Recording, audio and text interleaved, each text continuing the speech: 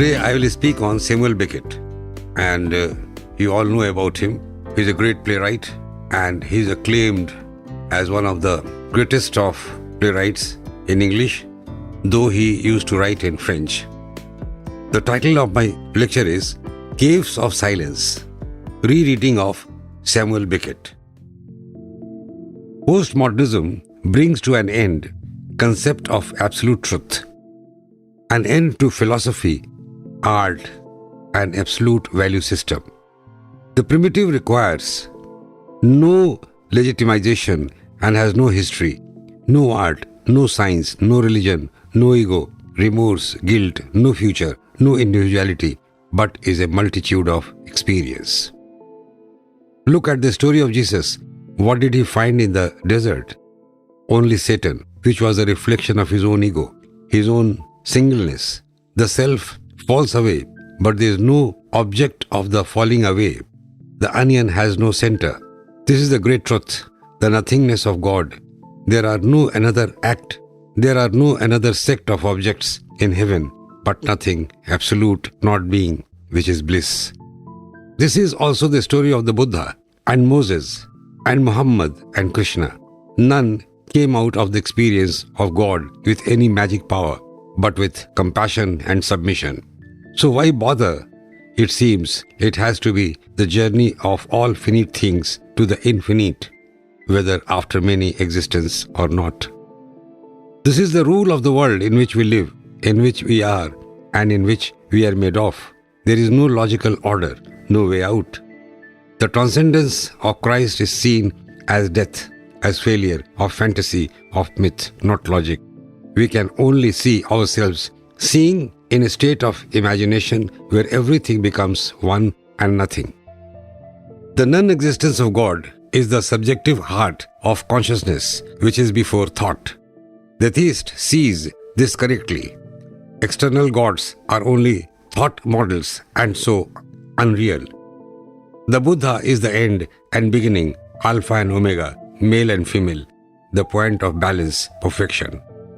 Sin is the color that makes us individual, the mixture of aggregates of feelings. Only God is perfect. Sin then is the Maya, illusions created by arrangements of things. We wonder why we are where we are in the finiteness of all possibilities. All real religion is meaningless and ineffectual. Religion is not will to power, it's more like a child's game. The history of abstraction in art is an attempt to picture the unrepresentable. God is infinite. God is abstract. The set of abstract things is infinite. Infinity is abstract, the true objects of abstract art. The variety of religions and beliefs is superficial. There is no incomprehensible religion, just as there is no incomprehensible language. Becket's play, Waiting for Godot, was first performed in Paris in 1953. It is an elusive tragic farce about two tramps forever awaiting the arrival of the mysterious Godot, who will, in some unexplained way, can make everything different, but who never comes, exemplifying as it does the existential absurdity of man's situation. Waiting for Godot remains one of the most remarkable and influential plays of the 20th century. Waiting for Godot is a rigid demonstration of the absurdity of existence. The theme of the play aptly brings out of the man's struggle against the impossible and unchangeable metaphysical solitude. The concept of nothingness and endless wait for Godot has marked a deep impression in our mind. Godot has all the richness and ambiguity of Shakespeare's tragedy King Lear. Yet, at the same time, the knockabout farce of the music hall of a Laurel and Hardy film, and both the comedy and pathos of the classic circus clown. The play has a huge range of possible meanings which depend upon an ostensibly simple and concrete situation presented in the theatre.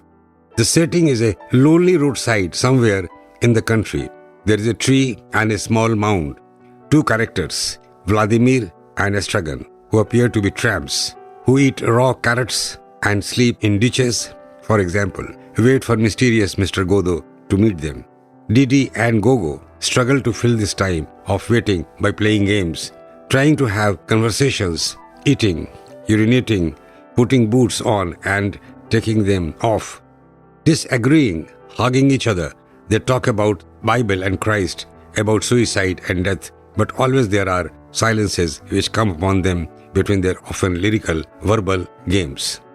The hope that Godot will come, the very hope ties them to their immovable situation.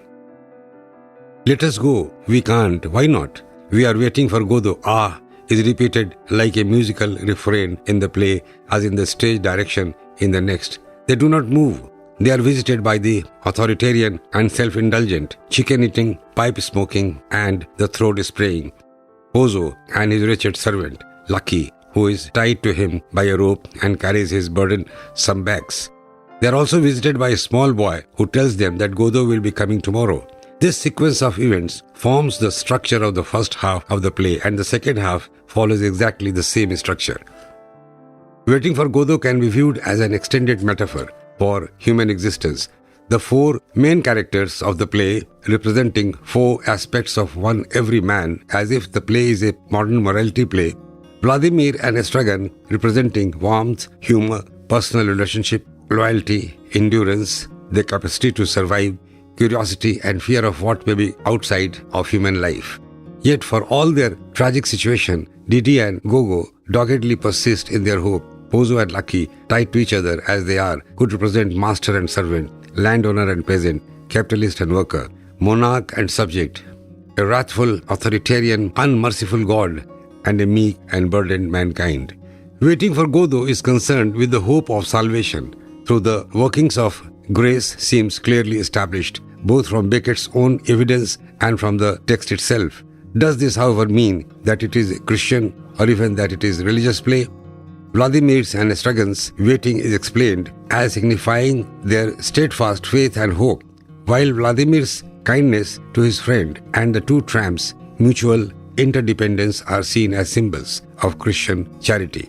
But these religious interpretations seem to overlook a number of essential features of the play in its constant stress on the uncertainty of the appointment with Godot. Godot's unreliability and irrationality and the repeated demonstration of the futility of hopes pinned on him.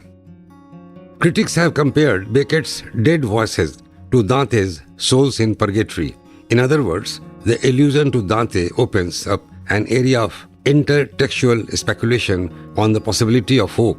But what is most important here is the inability to find the right words to describe existence. The leaves may also be ashes, while only the signifiers change the signified is the constant of nothingness, of more precisely of indifferentiation. What Becket says in his plays is not totally new. However, what he does is saying radical and provocative. He uses his plays to remind us that there can be no certainty, no definitive knowledge, and that we need to learn to read in a new way. There can be no certainty, no definitive knowledge, and that we need to learn to read in a new way, in a way that gives us a space to bring our contestations as well as our knowledge to our reception of the text. Becket's drama is powerfully symbolic. Their dramatic effect is extraordinary, focusing fundamental images of the human condition. He says, the very thing we long for is that which never ends, no beginning or end, which sustains our existence, defines the logic with which everything is not. The secret of the universe is that it keeps making secrets. The movement of the universe is into diversity and complexity.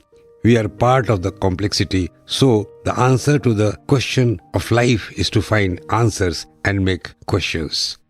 Becket is of the opinion that our minds are a series of performances which we watch. The ideas are illusions. Philosophy of the academy is not a philosophy of reality. Culture is not reality. Logic is not reality. It is function of structuralism, a product and not phenomena.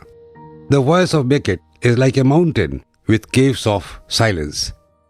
Samuel Becket transcends us to a different caves of silence where there is no time fixation.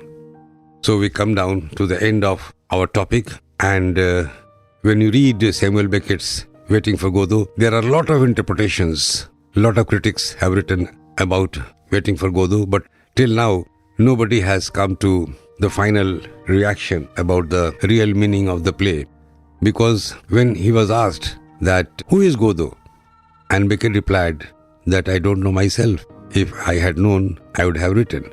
So in that play, we see that no one comes, no one goes, but there is only silence. Characters are waiting for Godot, and this wait is endless. And this is the beauty of the plays, and this is the beauty of this absurd play, which has become a very, very popular internationally, and for this play, Becket was awarded. Thank you very much.